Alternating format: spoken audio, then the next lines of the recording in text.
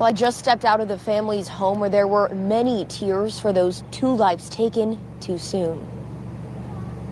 A young family devastated. Joezra Martin tells me her son, Quincy Polk, and his fiancee, Alexis Cardenas, were in the car yesterday with their three young daughters heading to Lowe's. I ain't never gonna see my son again. I ain't never gonna see my grandbaby again. According to Phoenix police, they were pulling out of the parking lot on 19th Avenue and Baseline when a fight broke out between Polk and another driver who was also pulling out.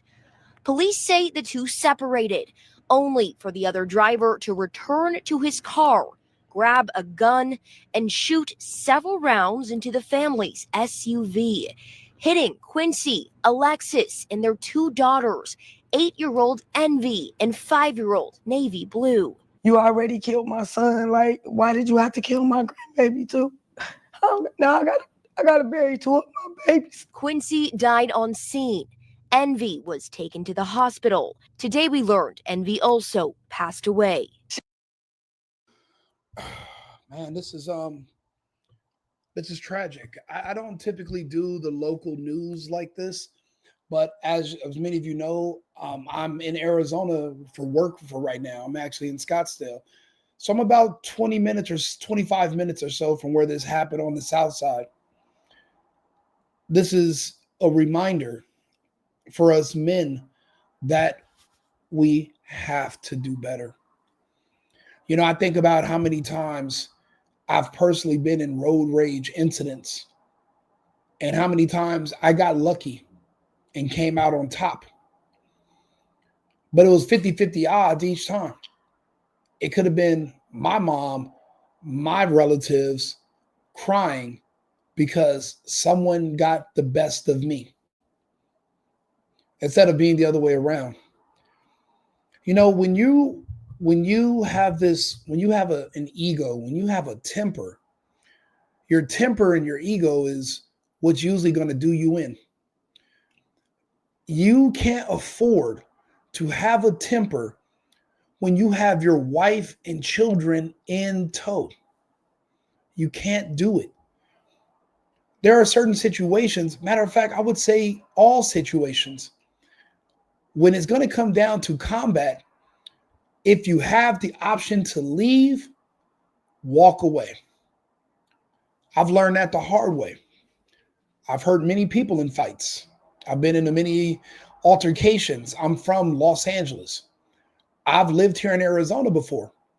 I tell people, Arizona's not a soft place. Arizona's not sweet. And I would say that it's even worse now than it was years ago when I went to college out here and went to school here.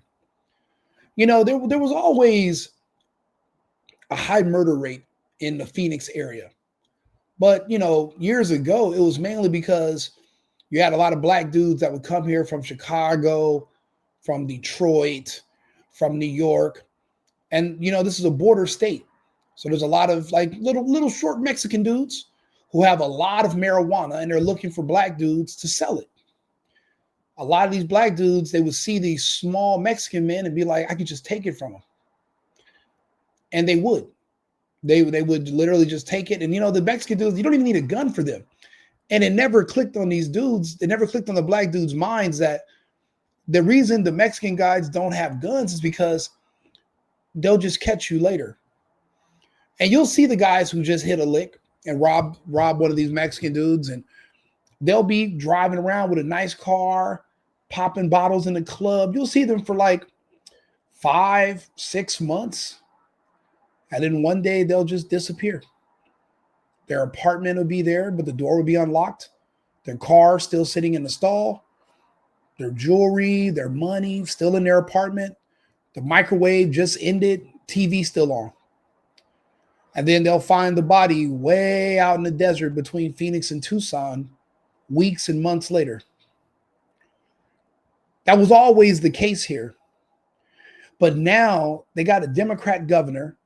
So the issues at California with their Democrat BS, because we had a Republican governor, Doug Ducey, and he fought. He fought to stop the lockdown from engulfing Arizona and destroying the economy. He kept the state open as long as he could. I appreciate Doug for that. But then they had the Kerry Lake, and where they committed all the fraud to prevent her from being elected. Now you have a Democrat governor. All the problems in California, the homelessness, the overpriced property, the crime, the murder, all those same problems are now popping up here in Arizona. I remember having a Republican governor when I used to live here. I came here during the lockdown because LA wasn't safe no more. Before I went to Texas, I came to Arizona first looking for freedom. And Arizona was open. I was happy. Then Arizona closed on me one day. And I said, F this state. And I went to Vegas. The casinos were open even though the state was closed. I got bored there because they asked me to put a mask on to gamble after a couple of months. So I come back to Arizona. Arizona's open again. Great. 3 weeks later, I'm having a great time. They close again. But they were letting the club stay open. You could go, but you had to sit down. You were not allowed to stand up and walk around. You had to sit down. Like that would make a difference if there was some deadly virus going around. Just everybody was just full retard. But when we had a governor that was a conservative, we had law enforcement. And it sucked because there'd be a lot of people getting DUIs because everybody wants to drink and drive in Scottsdale. But if you think about it, a lot of people get killed because of drunk drivers falling asleep behind the wheel, wrong way crashes on the freeway. So I kind of appreciate the high levels of law enforcement when I'm living in these places because I don't want drunk people on the road. I don't want to see people dying to drive home or trying to make it to Chandler and Gilbert and die in a car crash. They removed that. Now I'm in Arizona. I'm like, where are the police? People are drunk driving every night. Shootings are happening everywhere. No one's being arrested. I've heard and I've seen that they've cut the budgets the same way in the other blue states and blue governors. They've slowly but surely cut down the budgets of the police departments. They're not able to do investigations. There's less officers, less hours. They can't be everywhere at once. A lot of people get away with crime, just like in LA. You can get away with any crime you want in California right now. There's no one coming to get you. There won't be a thorough investigation. You know, whoever your victim is, too bad, too sad. Now, this person who shot this man and his family, apparently he stayed on the scene. It just seems like this was two men with tempers and egos talking crazy. One of them was serious and the other one was playing. And the serious one came back and he apparently tried to neutralize the threat and he shot into a car full of kids. Full of kids, you know, two angry men. I don't know if they were both black, but probably. Because who else is going to, I mean, remember on the Boondocks, they called it a nigga moment. Two black dudes could be the only black people in the area. They will find each other and there will be a nigga moment. Instead of stepping on someone's Jordans, you accidentally cut each other off while backing out of some fucking parking spaces. Now, I'm not here to judge. I've done it myself. Me and this big time, one of your favorite rappers. We literally pulled weapons out on each other on Manchester in LA one day and almost got into a shootout because he was trying to cut me off to make it onto the freeway. I have no idea. And I'm trying to get over. And then he swings up on side of me in his truck and I'm in my big car. And I was able to get mine out before he could get his out. That could have changed the whole course of history. The movies he's been in, the albums he put out, none of them would have ever occurred. I could have changed history because of my temper. Because I didn't know how to control myself, because I'm not thinking about that it's not me, but it's the people that have to, it's the people that survive. You know, you can be selfish about your life and you can say you don't believe in God and you don't care and you're this and you're that. But remember, it's your family that's going to bury you, right? And where are they going to bury you? In a church. And they're going to have a pastor that's going to go up there with a Bible and read verses. So even though you don't believe in God, the people that survive you, they do. And they're still going to have to put together something, a memorial in your name, But now they're burying you and your young daughter, and your wife is now going to have to be in charge of doing this. And your other two surviving children are going to have to live the rest of their lives knowing that their baby sister, a small, tiny baby, died because their father had a temper problem and couldn't just apologize, let bygones be bygones, and get on. Now, I can see if the other car, he says, hey, I'm sorry, the other car pulled in front of him, blocked him in, and was like, no, that's not good enough. Then you can't avoid it. That happened to me in Houston, not, maybe like a year ago. The guy wouldn't let me leave. Yeah, he was mad at me over a girl. Like, the girl's trying to jump in my car. He's like, well, if she's going with you, I'm going with you. I said, no, sir. I said, it's a private party. I have my other two friends in the car with me. My other two guys were visiting me. And he insisted. And when I said no, he began to curse me out, call me names. And I realized how much I've matured. I just said, okay, I'll be a bitch. I'll be everything you want me to be. But you're still not coming to my house. As a matter of fact, take your girl and leave. I don't know why you guys are still here. Take her and go. Go get in your car. Go home. You're following us. Why are you over here with us? He wouldn't let up. And there's three of us. It's me and my other two dudes. We're all athletes. We're all big dudes. You can tell the guy was from California because he had that accent. We have it. We talk a certain way. And I'm wondering, why are you still here trying to provoke a fight? Now, I can understand his girlfriend was trying to leave with me. Or I don't know. I don't think she was his girlfriend. She was just a girl he was just following around. She was cute. Cute little Mexican chick. And he just proceeded to not take her to leave. So I pushed the buttons to let the wings down on my car. The car door hits her in the head. Oh, you hit her in the head with your car. You're this, you're that. And then I'm like, bro, that would have never happened if you had taken her and got the fuck away from me. Why are you here, bro? I don't want any trouble. I don't want any smoke. You win. You win the argument, bro. I'll be a bitch. I'll be whatever you're calling me. Just leave. At the time, there's police around. They're watching the whole thing. And they're like, you've asked the guy like 4 times to move so you can leave. And he wouldn't let me close my doors, so I couldn't drive off. I have wings on this car. So I couldn't pull off. So I finally just get out the car because I'm like, okay, where is this going to go? It's already been a few minutes. And he's still talking, just, kind of like spitting on me, talking crazy. So I'm thinking the only time anybody's going to be this brave and bold against someone like me, they got a gun, they got a weapon, like the guy here in this traffic incident. So I reach around him to frisk him. The man pushes me and says, what are you trying to hug it out? You some kind of punk? You trying to hug it? You trying to hug me? Trying to hug it out? Even my friends were like, yeah, Rico, you're hugging him? You guys are hugging it out? And I was like, you guys are misunderstanding the whole situation. I'm just making sure you don't have a weapon. I was like, you're doing all of this with no gun? And that's the thing, it was 50-50. If I had let the temper get the best of me and he did have a gun on him, maybe I'm not sitting here today. See, that's the reason why you have to control your anger, especially when you have small, dependent children who are literally dependent on you. You can't help your kids if you're in jail. You can't be there to protect your kids and watch them grow up if you're dead.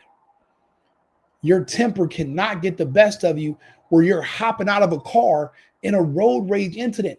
This is probably the 5th road rage shooting murder that I've seen in Arizona since I've been here. And that was barely over a month. And I'm like, why is everybody out here shooting and killing each other over road rage incidents? Apparently it's just a stressful place to live. It's not like a very calm and laid back place like Houston. It's very tense. It's kind of like Austin. And you would think that these would be places that would be nicer. No, these places are high stress, high tense places. And you know what it is I've noticed? Any cities that I've ever been to in the country where the cost of living is rising extremely fast, the rates of violence are also rising extremely fast. In LA, our cost of living is so ridiculous. And then It literally correlates with the high violence rates. But in areas that are cheaper and the cost of living is not just skyrocketing overnight, like in Texas and in Houston, in certain parts, you don't see that amount of violence. You don't see that anger and that frustration and that desperation. You don't see that. So that's why I always tell people, you got to be careful about where you choose to live, where you choose to be around. You know, this is something that could have been avoided, but a father, a man who had 3 beautiful children and his daughter. You know, this reminds me of when Kobe and his daughter died. You know, yeah, they're not going to get the same type of attention, but that's why I'm doing this video and putting it out there so my audience can see this. But let this be a learning lesson. You know, I got a lot of flack. I did a video of a woman who pulled out a bat on this guy who she was trying to scam for some money, saying that he hit her car with a shopping cart. Black woman. I think she was black. And the guy, she pulls out a bat on the guy, pops the trunk, tells him all this craziness, digs in her trunk, grabs a bat. Now, what if she had grabbed a gun? Luckily, the man was armed. He pulled out a gun on the woman, and she had 2 small kids in the car. That's my problem. That's what people were mad at me about. Oh, Rico, you're highlighting it. I'm not highlighting it. I'm teaching you to learn from it. The same thing that happened to this man and his kids could have happened to that woman and her 2 granddaughters that same day. Be honest with you, I wouldn't have let her turn around with a bat. I would have assumed she was grabbing an AK-47. That man had a right to shoot her in that parking lot of a Home Depot or Lowe's, same as this one. I supported it. He could have shot her, but he didn't. And he told her, you put that bat down or I'm going to put 3 in you. People were mad at me for sharing the video and doing a commentary about it. I have no idea why. That could have been this right here. You know, you can't come out here. This is not California. In California, no one has weapons. No one, you're not really supposed to. So people are literally just punching on security guards, punching on other people.